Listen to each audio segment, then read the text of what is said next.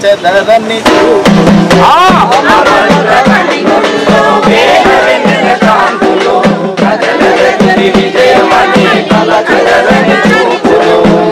అమరుల కన్నుల్లో వేల వెన్నెల కాంతులు ప్రజల తుది విజయమని కల చెదరని చూపు చిన్నదా అమరుల కన్నుల్లో వేల వెన్నెల కాంతులు ప్రజల తుది విజయమని కల చెదరని చూపులు తల్లి కడుపులో మొలకై మొలిసెనో తల్లి కడుపులో మొలకై మొలిసెనో ఏ ఊరి పొలిమేరలో నడకై నడిసెనో ఏ ఊరి పొలిమేరలో నడకై నడిసెనో పేద ప్రజల కొరకే ప్రాణాలను ఇచ్చారు అమరుల కన్నుల్లో వేల వెన్నెల కాంతులు ప్రజల తుది విజయమని కల చెదరని చూపులు అమరుల కన్నుల్లో వేల వెన్నెల కాంతులు ప్రజల తుది విజయమని కల చెదరని చూపులు గ్రామ గ్రామాలు తిరిగి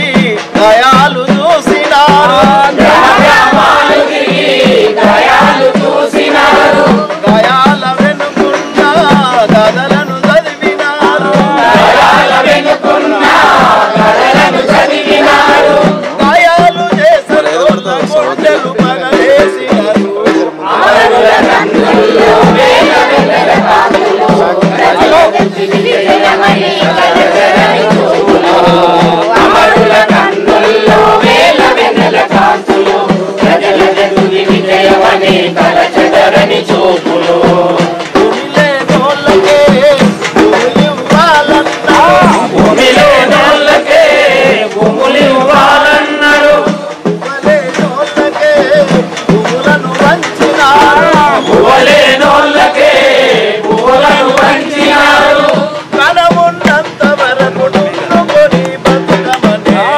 అమరుల కన్నుల్లో వేల వెన్నెల కాంతులు ప్రజల తుది విజయమని కల చెదరని చూపులు అమరుల కన్నుల్లో వేల వెన్నెల కాంతులు ప్రజల తుది విజయమని కల చెదరని చూపులు అడవంత కలదిరిగి అడవి బిడ్డల కలిసి అడంత కల తిరిగి అడవి దళగలసి ఆదివాసి బతుకుల్లో అంధకారము చూసి ఆదివాసి బతుకుల్లో అంధకారము చూసి జనతన సర్కారు నడిపి జనము కోసమే నిలిచి అమరుల కన్నుల్లో వేల వెన్నెల కాంతులు ప్రజల తుది విజయమని కల చెదరని చూపులు అమరుల కన్నుల్లో వేల వెన్నెల కాంతులు ప్రజల తుది విజయమని కల చెదరని చూపులు శ్రామిక శక్తి ముందు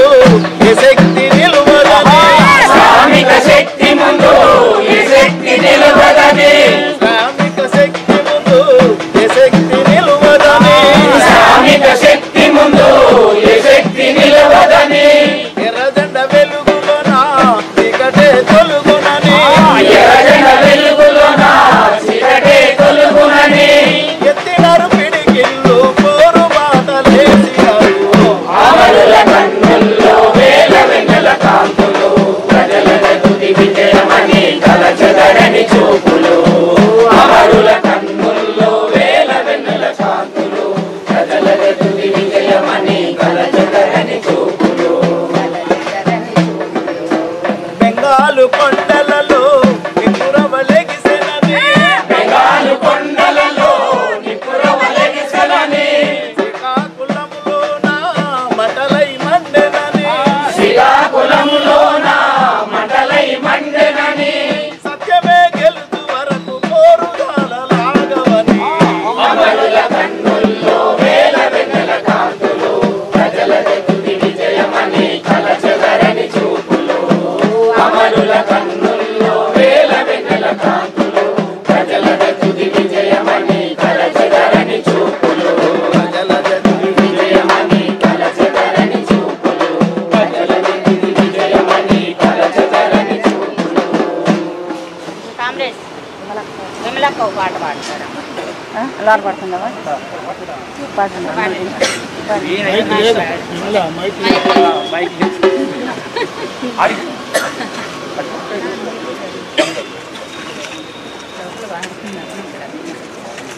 వేరుల సన్నిధి నేల శూరుల పెన్నిది మాసిపోని గురుతులై స్మృతుల గన్నది కాలగతుల గన్నది స్మృతుల గన్నది కాలగతుల గన్నది స్మృతుల గన్నది కాలగతుల గన్నది వేరుల సన్నిధి నేల శూరుల పెన్నిది మాసిపోని గురుతులై స్మృతుల గన్నది కాలగతుల గన్నది శృతుల గన్నది కాలగతుల గన్నది శృతుల గన్నది కాలగతుల గన్నది యుద్ధ వీరుల గన్నది శాంతి దూతలను గన్నది యుద్ధ వీరులను గన్నది శాంతి దూతలను గన్నది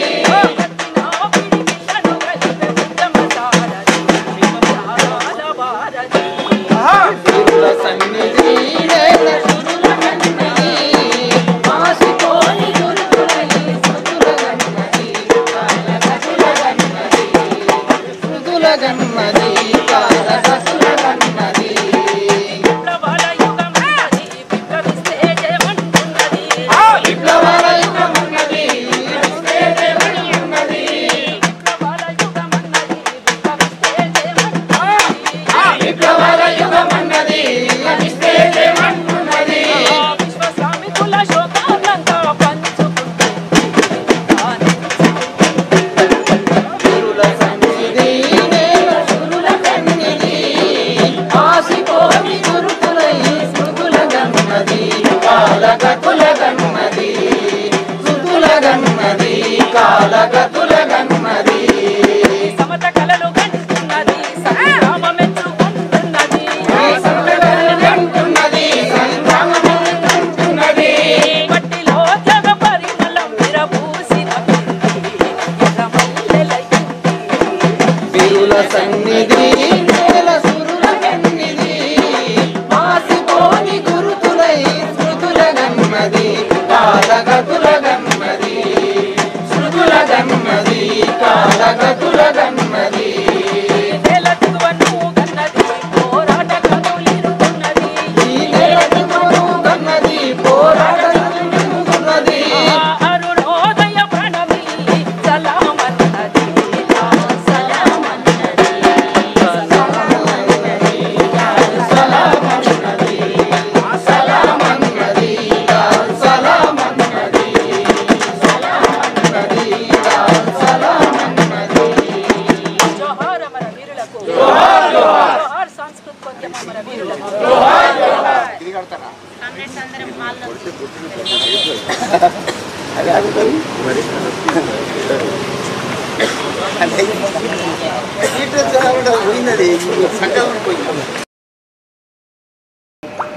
విద్యార్థి దశ నుండి ఒక చిన్న వయసులోనే కళాకారుడిగా వచ్చి రావడమే పల్నాడు ప్రాంతానికి వచ్చారు గుంటూరు జిల్లాలో. వచ్చేటప్పటి నుండి పరిచయం. ఈరోజు ఒక కళాకారుడిగా మీ ముందు ఒక పాట పాడటానికి మాకు తొలి అడుగులు నేర్పినటువంటిది రమేష్ అన్న, దివాకర్ అన్న, ఏసన్న, కామ్రెడ్డి కుమారక్క, వీళ్ళందరి స్ఫూర్తితో, అంటే మా మొదటి గురువులు, అంటే వాళ్ళ కృషి, ఒక పట్టుదల, ప్రజల్లోకి వెళ్ళే ప్రజాకళల్ని ఎలా మనం నేర్చుకోవాలి వాళ్ళ దగ్గర నుండి, తిరిగి దాన్ని విప్లవ పాటగా విప్లవ కళగా మలసి వాళ్ళ దగ్గరని మావో చెప్పినట్టుగా ప్రజల నుండి నేర్చుకొని ప్రజల వద్దకు వెళ్ళటం అనే సందేశాన్ని ఒక సాంస్కృతికోద్యమాన్ని నడిపించిన సేనానులుగా మొదటి నుండి కూడా వచ్చి ఎక్కడైతే అణచివేత, ఎక్కడైతే దోపిడీ దౌర్జన్యాలు ఉన్నాయో మొదటిగా వెళ్ళి గ్రామాల్లోకి వెళ్ళి వాళ్ళు పెట్టిందే తిని వాళ్ళ బిడ్డలతో కలిసి ఎంత నిర్బంధంలో కూడా అనేక ఇబ్బందుల్ని ఎదుర్కొంటూ కూడా వాళ్ళ వెన్నంటే మాలాంటి చిన్న చిన్న కళాకారుల్ని దగ్గర పెట్టుకొని ఎన్నో విషయాలు నేర్పి కళా తృష్ణని కల్పించి చివరిదాకా ఈ కళని ప్రజల కోసమే ఉపయోగించాలి, ప్రజల కోసమే పాడాలి, ప్రజల కోసమే ఆడాలి అనే ఒక త్యాగపూరితమైన విషయాలని, ఒక సందేశాన్ని మాకు చొప్పించి చివరి వరకు నిలబడాలనే తృష్ణని కల్పించినటువంటి సాంస్కృతికోద్యమ వీరులందరికీ ఈ సందర్భంగా జోహార్లు చెప్పుకుందాం. జోహార్ కామ్రేడ్ డప్పు రమేష్ అన్న, జోహార్ కామ్రేడ్ దివాకర్ అన్న, జోహార్ కామ్రేడ్ జనట మండలి పద్మక్క, జోహార్ కామ్రేడ్ కుమారక్క, జోహార్ కామ్రేడ్ బాలయ్య, జోహార్ కామ్రేడ్ డోలక్ దయన్న, జోహార్ కామ్రేడ్ బెల్లి లలితక్క, జోహార్ అమర వీరులకు, జోహార్ సాంస్కృతికోద్యమ అమర వీరులకు. అలా ఎన్నో విషయాలని ప్రజల్లో ఎక్కడ కళాకారులు ఉంటే అక్కడ రాత్రి బవళ్ళు నదులు కూడా దాటుకుంటూ వర్షాల్లో తుఫాన్లలో కూడా వాళ్ళ దగ్గరికి చేరి వాళ్ళ దగ్గర నేర్చుకొని అనేక మంది కళాకారుల్ని గుంటూరు జిల్లాలో మొదటిగా జన్నట్టు మండలి వచ్చిందంటేనే అదొక ప్రతి ఇంట్లో గడప గడపకు వెళ్ళి ఒక విప్లవ సందేశాన్ని వాళ్ళ బిడ్డలుగా ఉండి వాళ్ళ ఇళ్లలో తిని వాళ్ళ ఇళ్లలో వాళ్ళ కుటుంబ సభ్యులుగా మెదిగి జన్నట్టు మండలి వాళ్ళు గడప గడపకు వెళ్ళి అనేక పల్లెల్లో పల్నాడులో గుంటూరు జిల్లాలో మొదటిగా ఒక సాంస్కృతిక రూపాలని డప్పు దగ్గర నుండి అనేక కళాకారులని వరంగల్ సభలో అప్పుడు మీరు చూసే ఉంటారు. అనేక రకాల కళాకారుల్ని గ్రామాలకు వెళ్ళి వాళ్ళని తీసుకొచ్చి ఆ ప్రదర్శనలన్నీ విజయవంతం చేయడానికి అలాంటి వాటిని చేయడంలో కృషి చేయడంలో రమేష్ అన్న ముందుండేవాడు. నిద్రాహారాలు మాని కూడా ఒక కళని ప్రదర్శించాలంటే వాళ్ళ దగ్గర నుండి తీసుకొని వాళ్ళ టీచర్లు ఎవరు వచ్చినా కానీ అర్ధరాత్రైనా వెళ్ళిపోవడం. డప్పు కళాకారుడు ఉండాలంటే తనకి ఇంట్రెస్ట్గా వాళ్ళ దగ్గరికి వెళ్ళిపోయి నేర్పడం. అట్లా మాకు డప్పు నేర్పిన దగ్గర నుండి, పాట నేర్పిన దగ్గర నుండి, ఆట నేర్పిన దగ్గర నుండి ఎంతోమంది అమరులు సాంస్కృతికోద్యమంలో ఉన్న దివాకర్ అన్న కానీ, రమేష్ అన్న కానీ, కుమారక్క, పద్మక్క వీళ్ళందరూ ఎంతో మనకి ఆదర్శం. ముందుగా అమరుల త్యాగాన్ని ఎత్తిపడుతూ రమేష్ అన్న పాడిన పాటని పాడుకుందాం. మీ త్యాగం పాట కామ్రేడ్స్ అందరికి వచ్చి పాడు.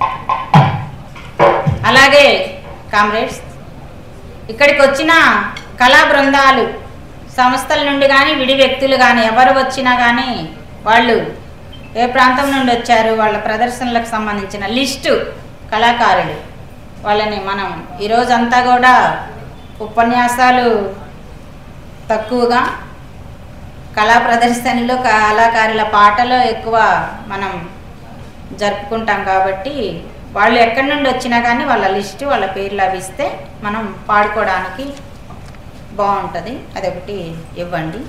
అలాగే అధ్యక్ష వర్గంతో పాటు స్పీకర్స్గా ఉన్నటువంటి కామ్రేడ్స్ కూడా బి నరసింహరావు అన్న వేదిక మీదకి రావాలి. అలాగే కాసిమన్న, అనురాధక్క స్పీకర్స్ కూడా వేదికని అలంకరించవలసిందిగా కోరుతున్నాను. కామ్రేడ్స్ కోరస్కి పాట పాడడానికి కోరస్ రండి. రాజనరసింహ సత్తి నరసింహన్నదా కళాకారులు అంతా కొంచెం రావాలి.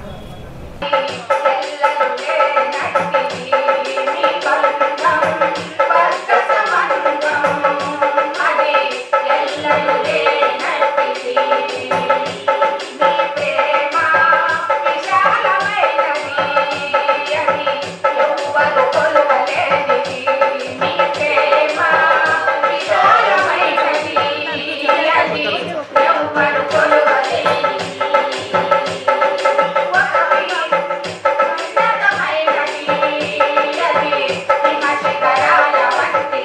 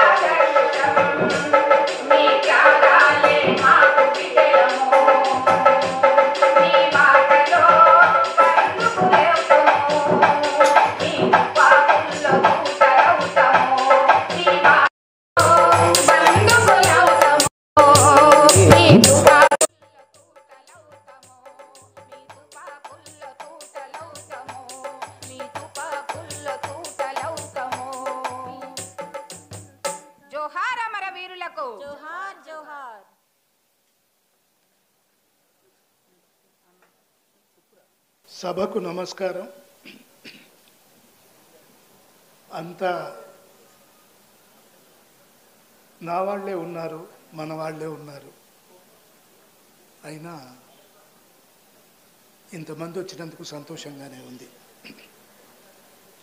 డప్పు రమేష్ అంటే అభిమానంతో, ఆయన ఆత్మత్యాగంతో చేసిన పనులను గుర్తుంచుకొని ఇందరు వచ్చినందుకు సంతోషపడుతున్నాను.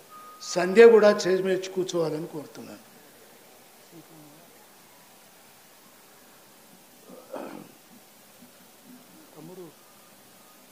తమ్ముడు ఒక సీట్ ఉంటే వేయండి అమ్మా, పక్కన ఉందా? ఓకే.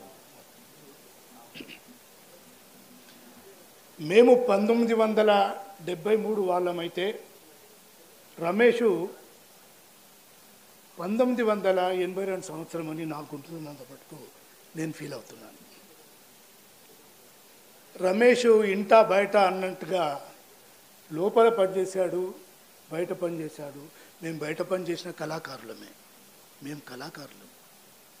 జననాట్య మండలిలో ప్రధానమైన వాళ్ళలో నేను ఒకరినిగా గర్విస్తున్నాను. అంతకుముందే 1-2 సంస్థల్లో పనిచేసిన వాడిని, అంతకుముందే రాసిన వాడిని. ఈ రోజుకి నిలబడ్డానంటే జననాట్య మండలి ఊపుతో, ఉత్సాహంతో, ఇప్పటికీ అదే అవగాహనతో నడుస్తున్న వాడిని గనక నాకు ఈ మాత్రం ఇక్కడ నిలబడే తాహతు ఉందని నేను భావిస్తున్నాను. డప్పు, దరువు, ఆట కాళ్ళది, పాట నోటిది. ఇవి 3 కలిస్తేనే జననాట్య మండలి. జననాట్య మండలికి స్ఫూర్తి సుబ్బారావు పాణిగ్రాహి. సుబ్బారావు పాణిగ్రాహిని ఎవరైనా మర్చిపోయారంటే ఎవరూ మరవలేదు, ఎవరు మర్చిపోరు, ఎప్పటికీ మర్చిపోరు. అందులో భాగంగానే జననాట్య మండలి ఆనాడు స్థాపించబడ్డది. దాని వివరణలు నరసింహరావు గారు తర్వాత చెప్తారు. అయితే 40 సంవత్సరాలుగా కట్టుబడి ఒకటే పద్ధతిలో తాను నమ్మిన సిద్ధాంతాల కోసము తన జీవితాన్ని అర్పించారు రమేష్. ఎక్కడ పుట్టాడు, ఎక్కడ తినాలి, ఎక్కడ పెరిగారు, ఏ దళితుడు ఎట్నుండి వచ్చాడు, ఇంతవరకు ఎదిగినాడంటే మనమందరము చాలా గొప్పగా చెప్పుకోవాల్సిన విషయం. రమేష్ పాటలు రాసిండు, పుస్తకం రాలేదు. రమేష్, డప్పు రమేష్ అనే పేరు వచ్చిన తర్వాత డప్పు మీద శాస్త్రం ఒకటి రాసిండు. అది పుస్తకం వచ్చిందో లేదో నాకు తెలియదు, ఎక్కడనో చూసినట్టు మాత్రం గుర్తుంది. కుమారి వచ్చింది కదా, నేను చూడలేదు పుస్తకం. అది 92లో వచ్చిందట, చాలా సంతోషం.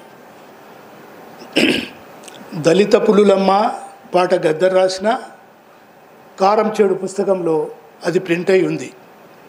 కారం చేడు పోరు బాట అని పుస్తకం ఉంది, దాంట్లో ప్రింట్ అయి ఉంది.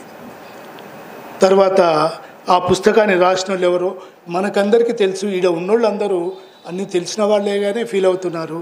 యువకులు, విద్యార్థులు, కొత్తగా వస్తున్న వాళ్ళు అయితే ఇంకా 10 మాటలు ఎక్కువ చెప్పొచ్చు. కానీ మీకు ఏం చెప్పినా, ఇక్కడ కూర్చున్న వాళ్ళకి ఏం చెప్పినా మళ్ళా ఉచ్చారణ అవుతుందేమని చెప్పేసి ఫీల్ అవుతున్నాను నేను. అయితే కారం చేడు పోరాట కథ రమేష్, దివాకర్, కలేకూర ప్రసాద్ రాసినారని కరపత్రంలో కూడా ఉందనుకుంటాను. ఆ తర్వాత చంద్రబాబు పథకాలు దివాకర్, రమేష్,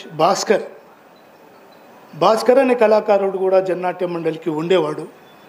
అతను పుట్టి మునిగి చనిపోయిన వాళ్ళలో ఉన్నాడని నేను అనుకుంటున్నాను, అతనొకడు.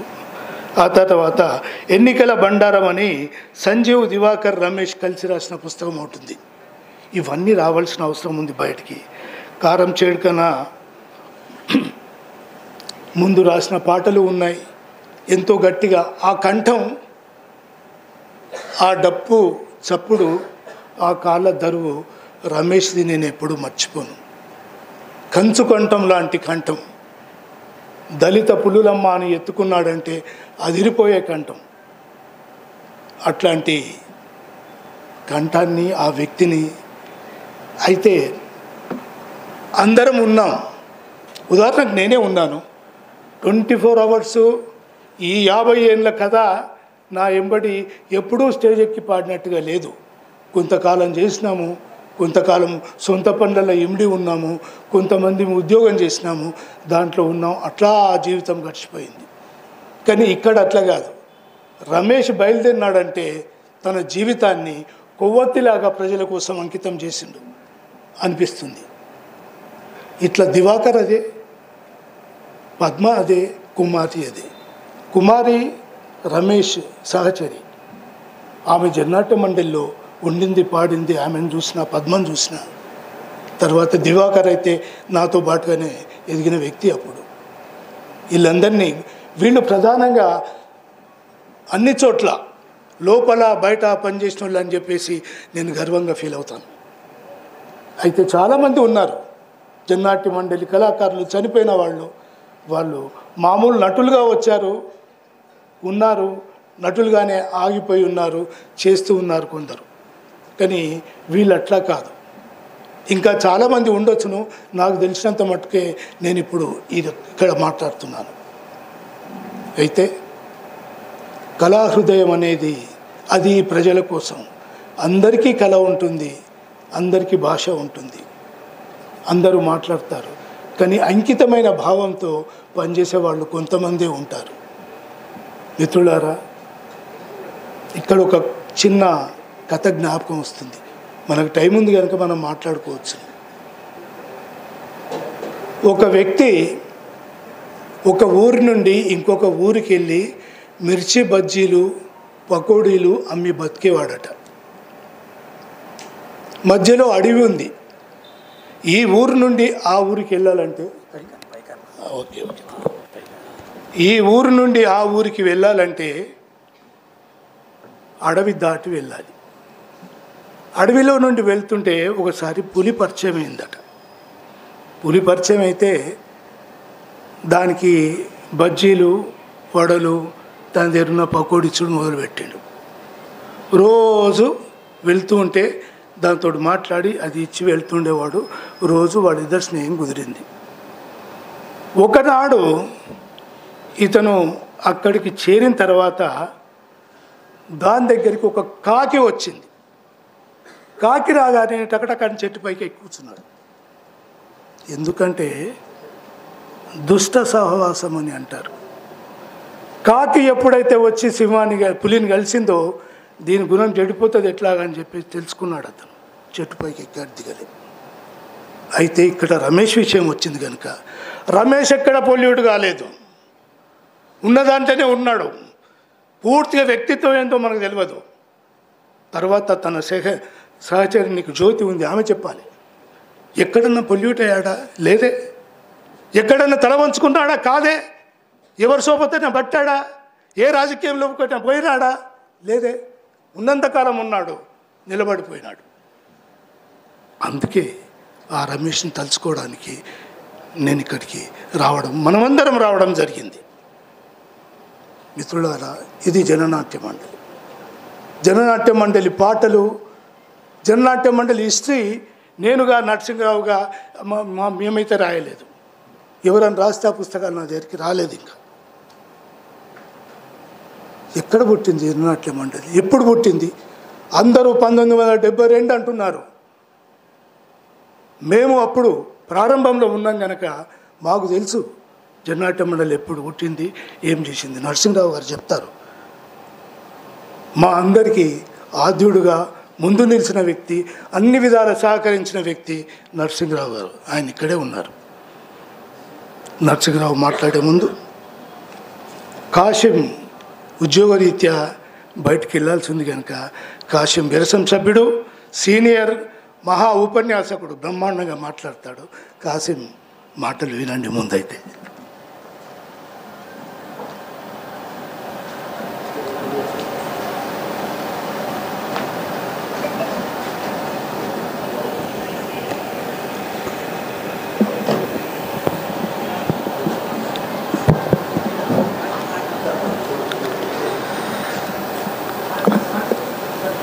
ఈ వేదిక మీద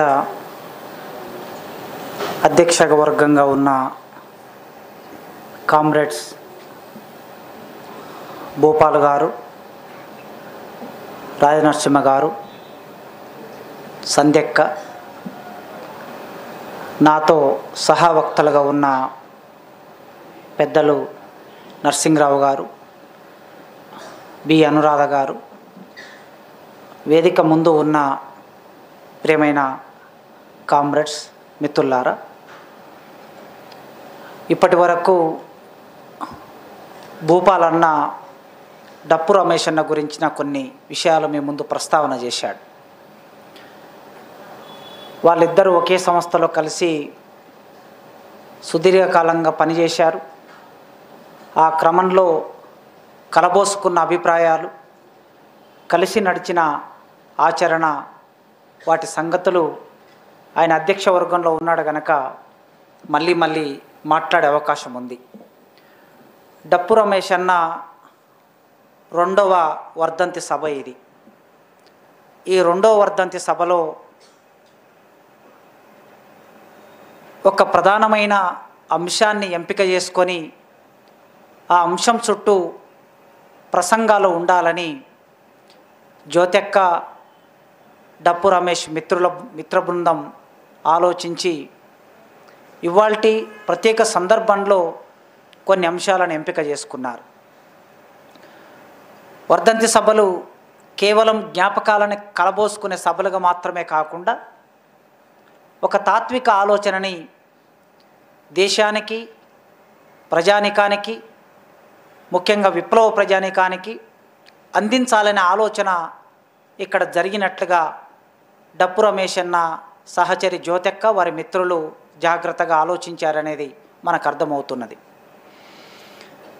సంస్మరణ సభ గనక, వర్ధంతి సభ గనక సహజంగా కొన్ని వైయక్తిక విషయాలు మాట్లాడక తప్పదు. డప్పు రమేష్ అన్న ఆయన పాటలు వినటం, ఆయన గురించి వినటం వరకే 2004 వరకు నాకు తెలిసిన విషయం. ఆయన నాకు 2004లో పరిచయం వ్యక్తిగతంగా. చర్చలు జరిగే కన్నా ముందు ఏర్పడిన పూర్వరంగం, ఆ పూర్వరంగ క్రమంలో పనిచేస్తున్న కొద్ది మందిమి ఆ క్రమంలో ఆయన పార్టీ నుంచి వచ్చి ఇక్కడున్న విద్యార్థుల్ని, మేధావులని, మరి కొద్ది మందిని కలుస్తున్న క్రమంలో నాకు వ్యక్తిగతంగా పరిచయం అయ్యాడు.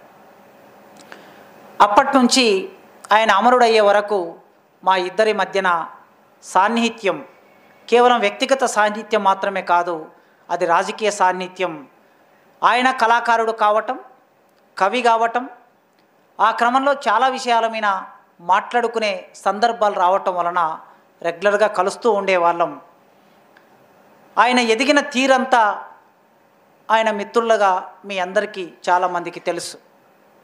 80ల కాలంలో తెనాలి విఎస్ఆర్ కాలేజ్, చాలామందికి కేంద్రంగా ఉన్న తెనాలి విఎస్ఆర్ కాలేజ్ డప్పు రమేష్ అన్నని చైతన్యవంతమైన విద్యార్థిగా మార్చింది, రాడికల్ విద్యార్థిగా మార్చింది. రాడికల్ విద్యార్థి సంఘంలో కార్యకర్తగా, నాయకుడిగా మారడానికి అక్కడ ఉన్న వర్ధన్ రావు అనే ఇంగ్లీష్ అధ్యాపకుడు, అంటే అధ్యాపకులు చైతన్యవంతులైతే ఆ క్రమంలో తమ దగ్గర పాఠాలు వినే విద్యార్థుల్ని సమాజం గురించి ఆలోచించే చైతన్యవంతులుగా తీర్చిదిద్దడం ఎట్లా చేయవచ్చో ఆ కాలంలో వర్ధన్ రావు గారు చేశారు. కనుక తెనాలి కాలేజ్ అది ఆనాడు విప్లవ కార్యకలాపాలకి కేంద్రంగా ఉండింది. అక్కడి నుంచి రాడికల్ విద్యార్థులు తయారయ్యారు. అట్లా డప్పు రమేష్ అన్న ఒక చర్చిలో పాటలు పాడుతూ ఉంటే ఆ పాటలకు కావలసిన సంగీతాన్ని వాయించే, డప్పును వాయించే, సంగీతాన్ని వాయించే కళాకారుడుగా ఉన్నటువంటి డప్పు రమేష్ అన్న డిగ్రీకి వచ్చిన తర్వాత తన ఆలోచన విధానం అంతా మారడానికి ఆ కాలేజ్ కేంద్రమైంది. ఆ కాలేజీలో చెప్పిన టీచర్ల పాఠాలు కేంద్రమయ్యాయి. పాఠాలతో పాటు తనతో సహా చదువుకునే మిత్రులందరూ ఆనాటికే తనకన్నా ముందే రాడికల్ విద్యార్థి సంఘంలో భాగం కావటం మూలంగా ఆయన మరింతగా ఈ దేశాన్ని, సమాజాన్ని అర్థం చేసుకోవడానికి అవకాశం దొరికింది. మీకు తెలుసు తెనాలి ప్రాంతం అంటే ఆయన పుట్టిన గ్రామం కానీ తెనాలి ప్రాంతం కానీ ఇటు కారంచేడు అటు చొండూరు ఆ మధ్యకాలంలో ఉండే రెడ్ల భూస్వాముల దోపిడీ దౌర్జన్యాలు, అంటరానితనం విపరీతంగా పీడించే అంటరానితనం గ్రామాల్లో, మంచి బట్టలు వేసుకుంటే ఓర్వనితనం, మంచిగా జీవిస్తే ఓర్వనితనం, ఇట్లాంటి స్థితి నుంచి ఆ అణచివేత నుంచి వచ్చినవాడు గనక సహజంగానే ఆయన ఇక్కడ ఒక నా జీవితానికి లేదా మాలాంటి వాళ్ళ జీవితానికి విముక్తి మార్గం ఇక్కడ దొరుకుతుంది అనుకొని ఆయన రాడికల్ విద్యార్థిగా మారాడు. ఆ తర్వాత చాలామంది విప్లవోద్యమ నాయకత్వం సహచర్యంలో వారి గైడెన్స్లో ఆయన ఉత్తమమైన నూతన మానవుడిగా ఎదగడానికి ప్రయత్నం చేశాడు. ఆ క్రమంలో సంధ్యక్కబాడిన పాట మీరు అందరూ విని ఉంటారు. నిజంగా నాకు ఇప్పటి వరకు ఆ పాట ఆయన రాశాడని తెలియదు. నిన్న జ్యోతెక్కతో మాట్లాడుతున్నప్పుడు ఆమె చెప్పింది, చాలా పాటల రచయితలు చాలా విరివిగా విస్తృతంగా ప్రచారం అవుతారు, కానీ డప్పు రమేష్ అన్న అంత అద్భుతమైన పాట రాశాడనే విషయం ఎంతో కొంత సాహిత్యం చదువుకునే వాడిగా, పాటలంటే ఇష్టమున్న వాడిగా నాకు నిన్నటి వరకు తెలియదు. ఇప్పుడు అక్క పాడుతూ ఉన్నప్పుడు ఆ పాట ఎంత గొప్పదో మనం చూసాం. ఒక సందర్భంలో నా మిత్రుడు, నేను డిగ్రీ చదువుతున్న కాలంలో నిజాం కాలేజ్లో ఒక ఐపీఎస్ ఆఫీసర్ కొడుకు నా క్లాస్మేట్ ఉన్నాడు. ఒకరోజు ఇలా పాటలో మామూలుగా కలిసి మాట్లాడుకుంటున్నప్పుడు ఆ పిల్లవాడు సహజంగా బాగా పాటలు పాడేవాడు. ఆ రోజుల్లోనే బాలమురళి కృష్ణ దగ్గర సంగీతం నేర్చుకొని సినిమాలో పాటలు పాడాలని ఆసక్తి ఉన్నటువంటి పిల్లవాడు తను విద్యాసాగర్ రెడ్డి అతని పేరు. ఒకరోజు మేము ఇట్లా మాట్లాడుతున్నప్పుడు ఈ పాట పాడాడు, మీ త్యాగం ఉన్నతమైనది అని. నేను చాలా ఆశ్చర్యపోయాను.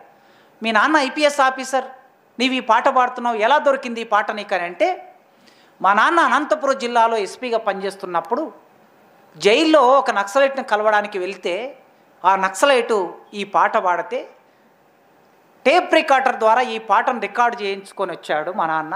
ఆ తర్వాత నాకు ఇస్తే నాకు బాగా నచ్చింది, ఆ పాటను నేను నేర్చుకున్నాను అని చెప్పాడు. ఇంతటి పాట ఇదే కాదని చాలా పాటలు రాశాడు తర్వాత కూడా. నిజానికి ఆ పాటలన్నీ ఒక పుస్తకంగా సంపుటిగా వస్తే సమాజానికి ఉపయోగపడతాయి. ప్రతి సందర్భంలో ఆయన పాటలు నేరుగా, నిజానికి ఈ పాట మీ త్యాగం ఉన్నతమైనది అనేది కవితాత్మకమైన వ్యక్తీకరణ అండి. చాలా గొప్ప కవిత్వ విలువలు ఉన్నాయి అందులో. వస్తువు శిల్పం గురించిన చర్చ చేస్తే చాలా విస్తారంగా దాంట్లో చర్చ చేయవచ్చు కవిగా. కానీ ఆ తర్వాతి క్రమంలో విప్లవోద్యమం అవసరం రీత్యా పాటలో కవిత్వం ఉండడం ఎంత అవసరమో పాటలో సామాజిక సమస్య ఉండటం కూడా అంతే అవసరం.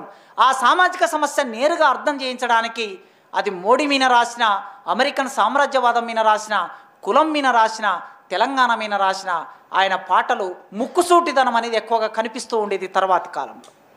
ఆ పాటలన్నీ దాదాపు ఒక 10 సంవత్సరాలు మేమిద్దరం కలిసి 2007 నేను తెలంగాణ ఉద్యమంలో ప్రారంభం నుంచి ఉండటం మూలంగా 2007లో తెలంగాణ ఐక్య కార్యాచరణ కమిటీ అనేది ఏర్పడిన తర్వాత తెలంగాణ జనసభ పనిచేయలేని ఒకానొక పరిస్థితి ఏర్పడ్డాక ఆ జనసభకు సంబంధించిన శ్రేణులందరూ మరికొద్ది మంది కలిసి తెలంగాణ ఐక్య కార్యాచరణ కమిటీ ఏర్పడింది. ఆ ఐక్య కార్యాచరణ కమిటీ ఏర్పడినప్పుడు గ్రామాల్లోకి వెళ్ళాలి అని అప్పుడు గద్దర్ నాయకత్వంలో శాంతి యాత్ర మొదలైంది. ఆ మొత్తం శాంతి యాత్రని గైడ్ చేసింది, నిర్మాణం చేసింది, నడిపించింది డప్పు రమేష్ అన్న. తెలంగాణ ఉద్యమానికి తమ సర్వస్వం త్యాగం చేసినటువంటి ఇద్దరు వ్యక్తులు, ప్రొఫెసర్ సాయిబాబా వరంగల్ డిక్లరేషన్ రావడానికి 2 లక్షల మందితో సభ జరగడానికి సాయిబాబా నాయకత్వంలో ఆ సభ జరిగింది. మళ్ళొక్కసారి తెలంగాణ రెండో దశ తెలంగాణ ఉద్యమం. ఇప్పుడు కేసీఆర్ టీఆర్ఎస్ పార్టీ చెప్తున్నట్టు 2001 నుంచి తెలంగాణ ఉద్యమం మొదలు కాలే, 96 నుంచి మొదలైన తెలంగాణ ఉద్యమం. ఆనాటికే పీపుల్స్ వార్ పార్టీ 1996 జూన్లో డిక్లరేషన్ విడుదల చేసినప్పుడు ఆ డిక్లరేషన్ నేపథ్యంలో జరిగినటువంటి వరంగల్ సభ వరంగల్ డిక్లరేషన్. అది ఆ వరంగల్ డిక్లరేషన్కు నాయకత్వం వహించింది సాయిబాబా. అమలాపురంలో పుట్టిన సాయిబాబా హైదరాబాద్కు వచ్చి తెలంగాణ ఉద్యమానికి పునాది వేశాడు. ఆ తర్వాత డప్పు రమేష్ అన్న శాంతి యాత్రని కొనసాగించి 100 మంది కళాకారులని, డప్పు రమేష్ అన్న నేచురల్గా ఆర్గనైజర్. విప్లవం అంటే మన దగ్గరనే ఉండడం కాదు, మన ఇంట్లోనే విప్లవం ఉండి మన దగ్గరనే ఉండి మనతో బయటికి వెళితే మనం విప్లవకారులుగా ఉండకుండా ఉండటం కాదు, మనం ఎక్కడ పని చేస్తే అక్కడ విస్తరించటం అనేది విప్లవం లక్షణం. అట్లా పనిచేయాలి.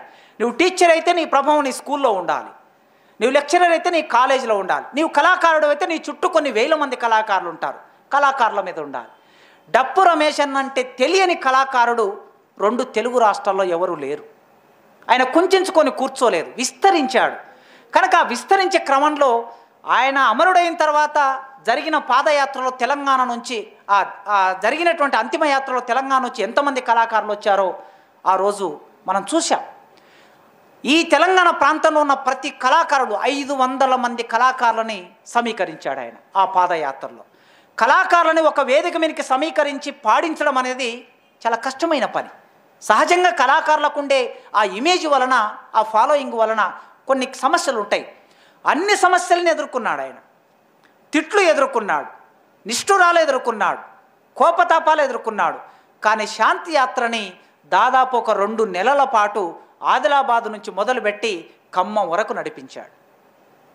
సాయిబాబా తర్వాత తెలంగాణ ఉద్యమం కోసం అంత పట్టుదలతో బాధ్యతయుతంగా పనిచేసినటువంటి కళాకారుడు డప్పు రమేష్ అన్న. ఆ క్రమంలో కొన్ని రాత్రుల పాటు ఆయనతో పాటు కలిసి ఉండే అవకాశం నాకు లభించింది. అప్పుడు ఆయన తెలంగాణ మీద రాసినటువంటి పాటలు కూడా ఆనాటి కళాకారులకి, ఇవాళ ఉన్న ప్రామినెంట్ కళాకారులు ఎవరైతే మనం పేర్లు రావాల్సి ఉన్నది ఇంకా ఆ కరపత్రంలో మనం చూస్తే, ఆ కరపత్రం ఉన్న ప్రతి కళాకారుడు అప్పుడప్పుడే పాటలు పాడుతున్న వాళ్ళందరికీ వేదికనిచ్చాడు. 8 సంవత్సరాల అమ్మాయి నుంచి మొదలు పెడితే 15, 16, 20, 18 సంవత్సరాల వయసున్న ప్రతి కళాకారుడు డప్పు రమేష్ అన్న డప్పుతో వేదిక మీద పాటలు పాడి ఇవాళ తెలంగాణ సమాజంలో ప్రామినెంట్ కళాకారులుగా మారారు. అట్లా కళాకారులను తయారు చేశాడు ఆయన. వాళ్ళందరికీ ఒక నాయకత్వాన్ని ఇచ్చాడు. ఆ నాయకత్వం ఎక్కడ నుంచి మొదలై తెనాలి విఎస్ఆర్ కాలేజ్ నుంచి మొదలై దేశమంతా విస్తరించి ఒక ప్రత్యేక తెలంగాణ ప్రజాస్వామిక ఆకాంక్షగా ముందుకు వచ్చినప్పుడు దాని మీద పనిచేశాడు. తెలంగాణ రాష్ట్రం ఏర్పడిన తర్వాత ప్రయోగించబడిన రాజ్యం చేత ప్రయోగించబడిన నిర్బంధాన్ని కూడా డప్పు రమేష్ అన్న ఎదుర్కొన్నాడు. హైదరాబాద్లో ఇంటి మీద దాడి జరిగింది, విశాఖపట్నంలో ఇంటి మీద దాడి జరిగింది, విజయవాడలో ఇంటి మీద దాడి జరిగింది. డప్పు రమేష్ అన్న ఎక్కడ వెళ్ళి అక్కడ, ఎక్కడ ఉండాలనుకుంటే అక్కడ. ఆ రాత్రికి ఆ జ్యోతెక్క రమేష్ అన్న ఇద్దరు ఆ రాత్రికి ఇక్కడ ఈ ఇల్లు వదిలేసి వెళ్ళిపోవాలనుకుంటే ఉన్న ఒక్క బ్యాగును సర్దుకొని వెళ్ళిపోవటమే అక్కడి నుంచి. అట్లా ఒక కార్మిక వర్గ స్వభావాన్ని, ఆయనకే తల్లిదండ్రులు ఏ అన్నదమ్ములు వచ్చి ఆయన జీవితానికి ఏ రకమైన సహాయం చేసే అవకాశం కూడా లేదు. ఎందుకంటే ఆ కుటుంబాలకి వాళ్ళు బతకడమే కష్టం కనుక వాళ్ళు తర్వాత వచ్చినటువంటి వాళ్ళని ఆదుకునే పరిస్థితి వాళ్ళకు కూడా ఉండదు. బరువు కాదలుచుకోలేదు, బరువు కాలేదు ఆయన ప్రజల మీద ఆధారపడి జీవించాడు. ఇంతకుముందు భూపాలన్న చెప్పినట్టు ప్రజల కోసమే జీవించాడు, ప్రజల వైపు నిలబడ్డాడు. తాను ఎట్లా బతకాలనో అట్లే బతికాడు. లోపల ఎట్లా బతికాడో బయటకు వచ్చినా కూడా అట్లే బతికాడు. లోపల ఒకటి బయట ఒకటి కాదు రమేష్ అన్న. బయట ఉన్నా లోపల ఉన్న డప్పు రమేష్ అన్నట్టు డప్పు రమేష్ అన్నని, జేఎన్ఎం రమేష్ అంటే జేఎన్ఎం రమేష్ అన్నని. ఆయన వైయక్తికమైనటువంటి రాగద్వేషాలు లేని మనిషి, ఎవరి వినా కోపం పెంచుకోలే. ఎంతమంది ఎన్ని రకాలుగా హింసించారో నాకు తెలుసు, జ్యోతెక్కకు నాకన్నా ఎక్కువ తెలుసు, నాతో పంచుకున్నాడు కనుక నాకు కూడా తెలుసు. పెద్ద పెద్ద కళాకారుల నుంచి మొదలు పెడితే కౌలు రచయితల వరకు ఎంతమంది ఎన్ని రకాలుగా వేధించారు. కానీ విప్లవ నిబద్ధత వలన ఒక్కరి మీద కూడా ఒక్కనాడు ఒక కంప్లైంట్ పెట్టలే, ఆయన ఫిర్యాదు పెట్టలే. మాలాంటి మధ్యతరగతి జీవులం ఫిర్యాదులు పెడతాం కావచ్చు, అలుగుతాం కావచ్చు, కానీ ఆయన విప్లవకారుడు కనుక ఎన్నడూ ఎవరి మీద అరలే, ఎన్నడూ ఎవరి మీద ఫిర్యాదు పెట్టలే. నమూనాది విప్లవకారుడికి అదొక నమూనా. ఆ నమూనాని ఆయన నుంచి స్వీకరించాలి. ఆయన ఒక నూతన మానవుడిగా ఎదిగే క్రమంలో ప్రయత్నం చేశాడు, ఎదిగాడు.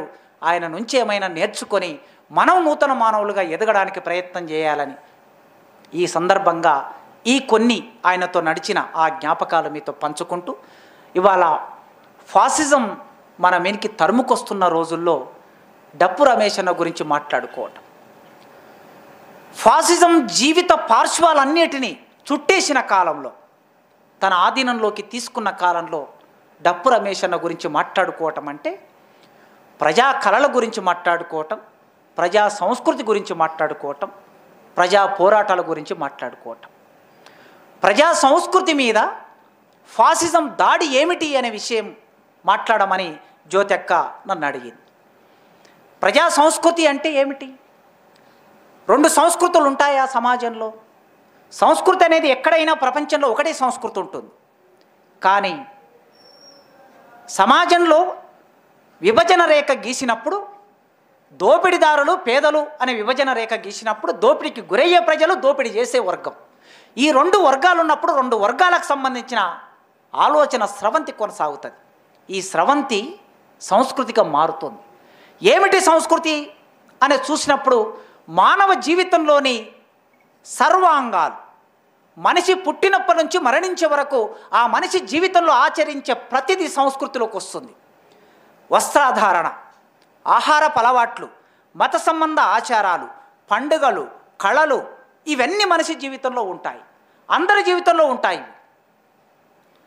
దోపిడీ చేసేవాడి జీవితంలో ఉంటాయి, దోపిడీకి గురయ్యే వాళ్ళ జీవితంలో ఉంటాయి. భారతదేశ నిర్దిష్ట పరిస్థితుల్లోకి వస్తే అగ్రకులాల జీవితంలో ఉంటాయి, కింది కులాల జీవితంలో ఉంటాయి. వీరి జీవితంలో ఆహారపు అలవాట్లు, పండుగలు, వస్త్రధారణ, కళలు ఉన్నట్లే అందరికీ ఉంటాయి. కానీ తినే తిండిలో, కట్టే బట్టలో, జీవించే జీవితంలో వాళ్ళకి వీళ్ళకి స్పష్టమైన విభజన రేఖ ఉంటుంది. ఆ విభజన రేఖనే రెండు సంస్కృతులుగా కూడా వ్యక్తమవుతుంది. సంస్కృతి అంటే మనిషి పుట్టినప్పటి నుంచి మరణించే వరకు ఏదైతే ఆచరిస్తారో అదే సంస్కృతి. సింపుల్గా చెప్పాలనుకుంటే టేలర్ అనే ఒక ప్రముఖ సోషల్ సైంటిస్ట్ ఉన్నాడు. ఆ సోషల్ సైంటిస్టు ఒక నిర్వచనం ఇచ్చాడు. జ్ఞానం, నమ్మకాలు, కళలు, నీతి నియమాలు, చట్టం, సంప్రదాయం, సమాజంలో సభ్యునిగా సముపార్జించిన సామర్థ్యాలు, అలవాట్లు, వీటన్నిటి సామూహిక వ్యక్తీకరణ సంస్కృతి అన్నాడు. ఏ అంశం సంస్కృతిలో భాగం కాదు అంటే ఇవాళ మనం మాట్లాడే ప్రతి ఒక్కటి సంస్కృతిలో భాగం. ఏ విషయం తీసుకున్నా ఆయన జ్ఞానం అన్నాడు, నమ్మకాలు అన్నాడు, కళలు అన్నాడు, నీతి నియమాలు అన్నాడు, చట్టము అన్నాడు, సంప్రదాయము అన్నాడు. సమాజంలో ఒక మనిషి సభ్యుడిగా ఉన్నప్పుడు వారు సాధించిన, వారు వ్యక్తం చేసిన అన్ని సామర్థ్యాలు, అలవాట్లు సంస్కృతిలో భాగమవుతాయి అన్నాడు. ఇవన్నీ సంస్కృతి అనుకుంటే ఇవన్నీ మనుషులందరికీ ఒకేలాగా ఉంటాయా? ఉండవు, ఎట్టి పరిస్థితిలో ఉండవు. సమాజంలో, సామాజిక బృందాలలో ప్రతి మనిషి ఆలోచన ఒకే రకంగా ఉండదు. ఆలోచన సంస్కృతిలో భాగమైనప్పుడు, పండుగ సంస్కృతిలో భాగమైనప్పుడు, వస్త్రధారణ సంస్కృతిలో భాగమైనప్పుడు, జ్ఞానము సంస్కృతిలో భాగమైనప్పుడు, చట్టము సంస్కృతిలో భాగమైనప్పుడు ఇవన్నీ, ఈ చట్టం అన్నప్పుడు ఈ చట్టం ఎవరి కోసం పనిచేస్తుంది? జ్ఞానం అన్నప్పుడు ఈ జ్ఞానం ఎవరి కోసం పనిచేస్తుంది? జ్ఞానాన్ని సముపార్జించే ప్రాసెస్ ఎట్లా జరుగుతుంది?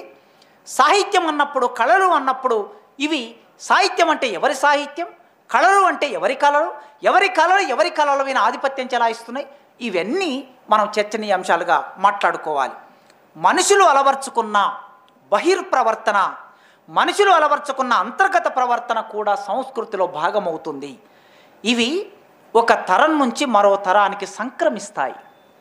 ఈ అలవాట్లు ఇవి ఒక చోటు నుంచి మరో చోటికి అవి వ్యాప్తి చెందుతూ ఉంటాయి. ఉత్తర భారతదేశం నుంచి దక్షిణ భారతదేశానికి, దక్షిణ భారతదేశంలో తమిళనాడు నుంచి తెలుగు నేల మీదకి, ఆంధ్ర ప్రాంతం నుంచి తెలంగాణకి, వరంగల్ నుంచి హైదరాబాద్కి, హైదరాబాద్ నుంచి గ్రామాలకి, ఇవి ఇట్లా ఒక చోటు నుంచి మరో చోటికి వ్యాపిస్తూ ఉంటాయి. ఒక తరం నుంచి మరో తరానికి సంక్రమించినట్లే, మన తాత ముత్తాతల నుంచి మనకు సంక్రమించినట్లే ఒక ప్రాంతం నుంచి మరో ప్రాంతం వరకు కూడా ఇవి విస్తరించడం అనేది వీటి స్వభావం, అంటే సంస్కృతి స్వభావం. అందుకే కొందరు పురుషులు తలపాగా ధరించడం అనేది ఒక ప్రాంతంలో, మీరు ఉత్తర భారతదేశానికి వెళితే తలపాగా ధరించడం అనేది